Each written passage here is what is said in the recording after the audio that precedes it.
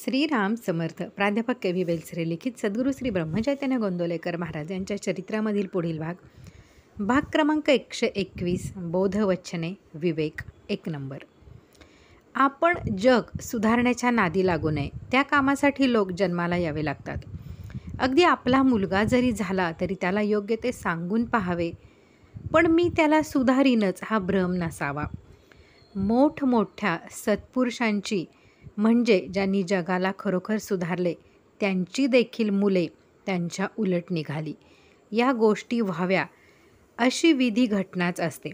परंतु आपण आपल्या मुलाबद्दल जो आपलेपणा ठेवतो तो आपलेपणा सत्पुरुष स्वतःच्या मुलांबद्दल ठेवीत नाहीत.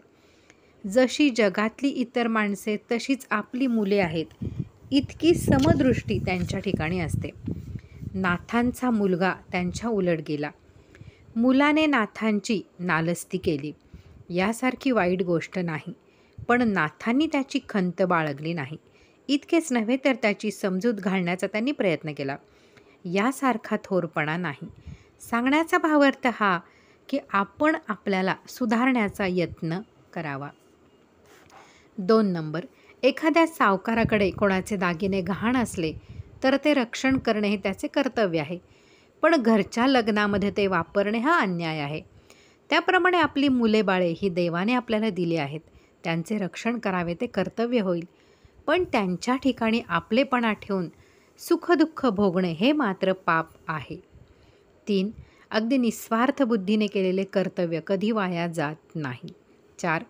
खालच्या प्राण्यांना आपले विकार आवरण्याचा विचार नाही, पण मनुष्याला चांगले वाईट कळते, त्याला सारासार विचार करण्याची शक्ती आहे, ही त्याच्यावर भगवंताची कृपा आहे. 5. आपल्या देहाचा आणि मनाचा फार निकट संबंध आहे, पण हा देह हा केव्हा तरी जाणार असल्याने त्याला इतके महत्त्व नाही. नुसता जाडजूड देह कामाचा नाही, आपले मन तयार झाले पाहिजे. 6. गीतेमध्ये भगवान सांगतात की मन हे मीच आहे. याचा अर्थ असा की भगवंता वाचून मनाची तयारी होणार नाही, म्हणून आपण भगवंताला घट्ट धरावे आणि मग समाधानात राहावे. 7. जगाने आपल्यासारखे वागावे असे आपण का म्हणावे? कारण आपण स्वतः जगासारखे वागत नाही किंवा भगवंतासारखे वागत नाही. 8. फार चिकित्सा करण्याने नुकसान होते. विद्येचे फळ काय? तर आपल्या मनाला जे जे बरे वाटेल त्याची चिकित्सा न करता ते करायचे आणि आपल्याला जे करायचे नाही त्याची चिकित्सा करीत बसायचे. चिकित्सा मर्यादेपर्यंतच असावी. ती मर्यादेबाहेर गेली की आपण काय बोलतो हे आपल्यालाच कळत नाही. 9. आपल्यासारख्या आस्तिकाला देव हवा वाटतो, पण हवाच असे वाटत नाही. आपल्या प्रपंचाच्या मदतीसाठी देव हवा असे वाटते. प्रपंच असावा असे आपल्याला वाटते आणि भगवंत असला तर बरा असे वाटते.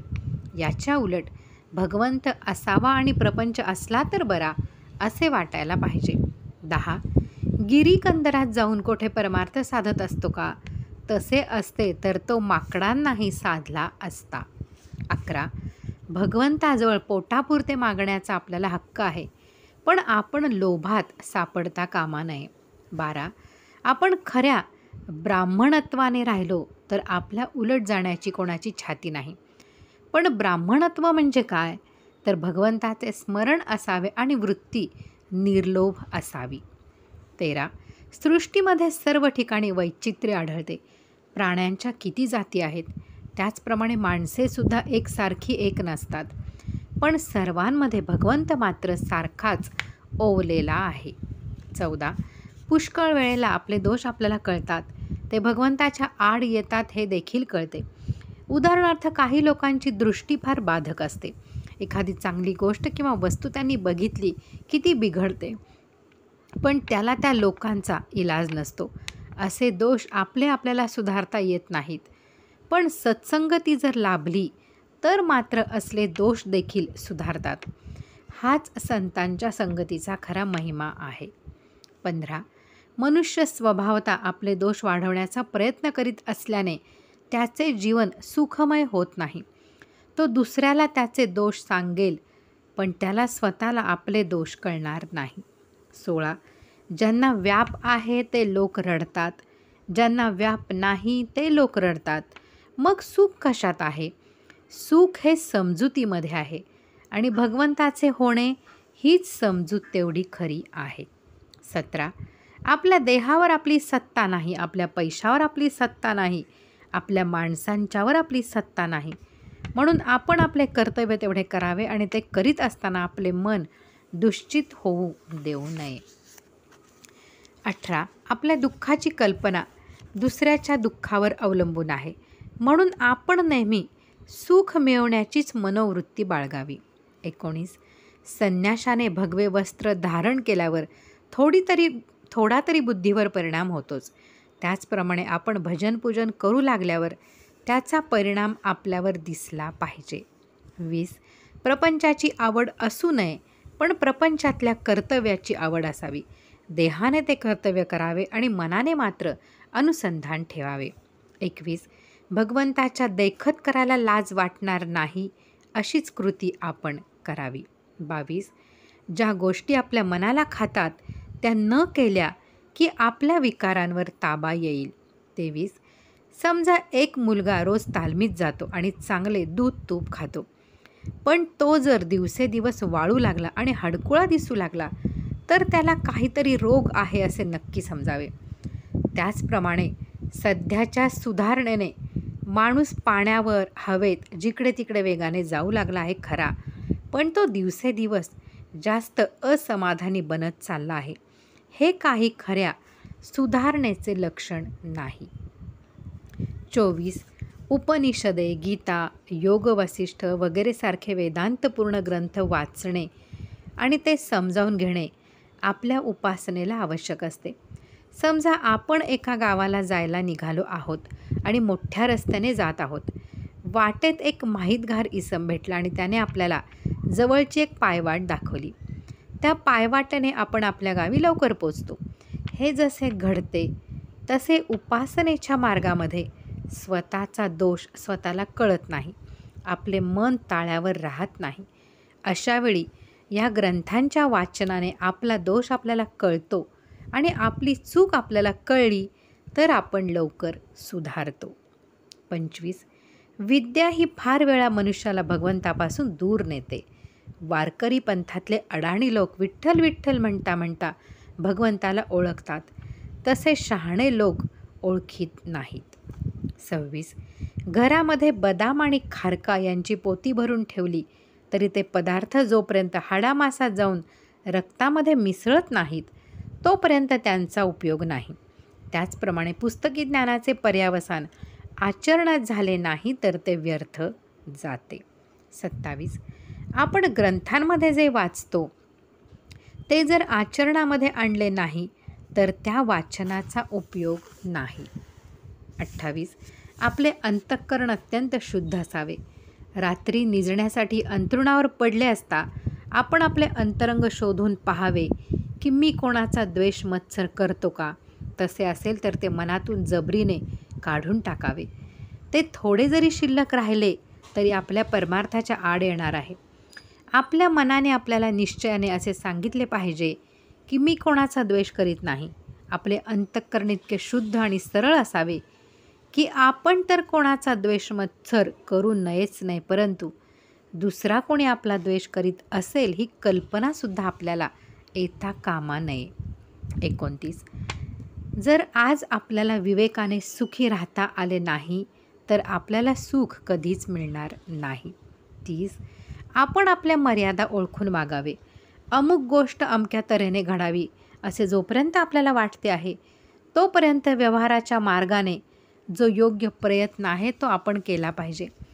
पण प्रयत्न केल्यावर मात्र त्याचे फळ भगवंतावर सोपवावे आणि जे काही घडेल त्यामध्ये समाधान मानावे.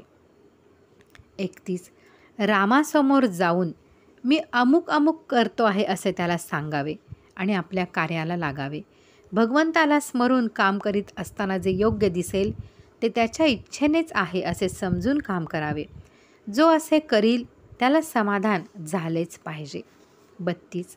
ज्ञानेश्वर महाराज, समर्थ, तुकाराम बुवा हे फक्त देवाला घट्ट धरून राहिले म्हणून पहिल्याने जगाने त्यांना सोडले पण पुढे जगच त्यांच्या मागे लागले. जग त्यांनी सांगितलेल्या मार्गाकडे वळले. 33. झोप ही श्रीमंतांना आणि गरिबांना सारखीच असते. त्याचप्रमाणे भगवंताची आस ही सर्वांना सारखीच असते. 34. या जगामध्ये प्रत्येक वस्तूला बंधन आहे. प्रत्येकाचे नियम ठरलेले आहेत. त्या नियमांचे उल्लंघन करणे म्हणजे अनवस्था आणणे होय. ज्याप्रमाणे प्रत्येक कुटुंबामध्ये प्रत्येक माणसाचे कर्तव्य ठरलेले आहे, असे कर्तव्याचे वळण जिथे असते त्या घराला वळण आहे असे म्हणतात. ज्या घरामध्ये वळण असतं ते घर सुखी होईल. समजा आपण एक घर बांधले, त्यामध्ये दरवाजे केले, भिंतींना खिडक्या केल्या, वर आढ्याला झरोके केले. त्यापैकी झरोक्यांनी विचार केला की आम्ही का म्हणून लहान असावे, आम्ही दरवाजा इतकेच मोठे होणार असे म्हणून ते दरवाजा इतकेच मोठे झाले. खिडक्यांनी तोच विचार केला आणि त्या सगळ्या दरवाजा इतक्याच मोठ्या बनल्या. असे झाल्यावर त्या घराचे शेवटी काय होईल? हे जसे योग्य नव्हे, तसे ज्या घरामध्ये प्रत्येकजण आपलेच मत खरे म्हणतो आणि जेथे वडील माणसांविषयी आदर नसतो, त्या घराचा विचका व्हायला वेळ लागत नाही. 35. जगामधले प्राणी एकमेकांना मारक असून देखील कसे जगतात हे पाहिले म्हणजे आश्चर्य वाटते. जगामध्ये माणूस आणि वाघ दोघेही राहतात, परंतु दोघांनाही एकमेकांची भीती असते, म्हणून एक दुसऱ्याला मारीत नाही. 36. ज्या माणसाला अति गाढ झोप लागली आहे त्याला उठवायला वेळ लागतो, कारण त्यावेळी त्याला स्वतःचा पूर्ण विसर पडलेला असतो. स्वतःचा विसर पडला की शांतता मिळते. 37. मन चंचल आहे तोपर्यंत देहाला सुद्धा स्वस्थता नाही.